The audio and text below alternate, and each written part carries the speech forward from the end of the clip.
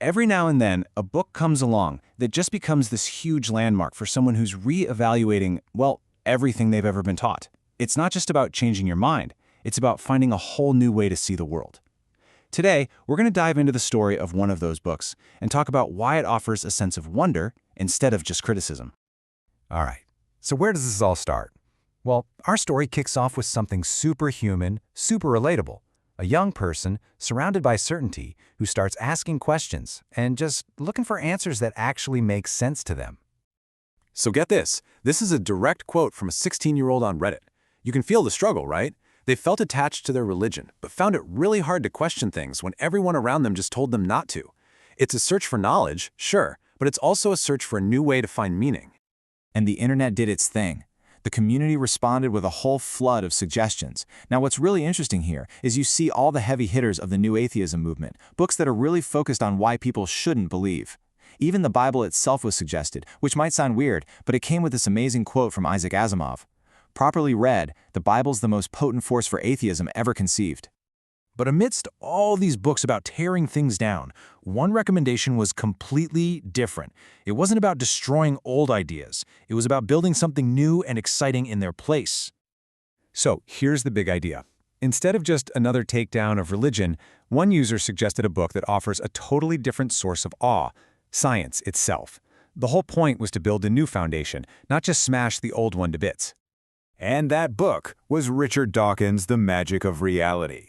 The person who suggested it on Reddit made a really key point. It was written specifically for a younger audience, and it's not just about bashing religion. It's designed not to just debunk, but to enchant. This quote from a reviewer just nails it. In other words, the book's whole argument is that what's really out there is way more amazing, way more magical than any story we could possibly make up. The goal isn't to get rid of magic, it's to find a better, truer source of it. Okay, so when we say magic, what are we even talking about? We're not talking about spells and wands, right? Dawkins calls it poetic magic. It's that jaw-dropping feeling, that whoa moment you get when you finally understand something huge and true about the universe. It's the genuine wonder of the cosmos. And this is where the book gets really clever. Its power comes from how it's structured. Each chapter takes a huge question, first looks at the ancient myths that try to answer it, and then lays out the scientific explanation. It's this direct, side-by-side comparison that's so powerful. All right, let's try one. How about one of the biggest questions of all time? Who was the first person? I mean, pretty much every culture has a story about this. But what does reality have to say? So, on one hand, you've got myths like Adam, created from dust by a divine being. But on the other hand, science gives us this absolutely mind-blowing answer. There wasn't a first person. Not a single one. It was all a slow, gradual, incredible process of evolution. Dawkins uses this brilliant thought experiment. Imagine you have a stack of photos of all your ancestors. You go back and back and back for thousands of generations. Eventually, your great-great-great, whatever grandparent is a totally different species. But here's the thing. You can't point to the one single photo where that change happens. It's just a smooth, unbroken chain of life. Okay, let's do another one. A classic. What is a rainbow? For thousands of years, people have looked up and seen them as, signs from the gods, bridges to other worlds, even giant celestial snakes. So yeah, you've got the Norse myth of the Bifrost, the shimmering rainbow bridge the gods used to travel to Earth. Cool story.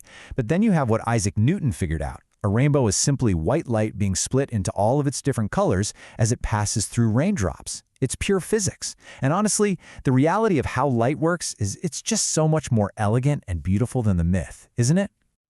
And all this leads to the book's real purpose. It's not just about swapping old facts for new ones. It's about giving you a toolkit, a way to figure out what's true for yourself. And this quote from the book just stops you in your tracks. It points out that all these supposedly divine texts from all-knowing gods, well, they never once mention germs, or electricity, or DNA, or the fact that the Earth goes around the sun. They don't contain any knowledge beyond what the people writing them at the time already knew. And that right there reveals the real gift of science. It's not just a big book of facts. It's a method for finding them. And that method is critical thinking, a process for testing ideas and building knowledge that actually, works.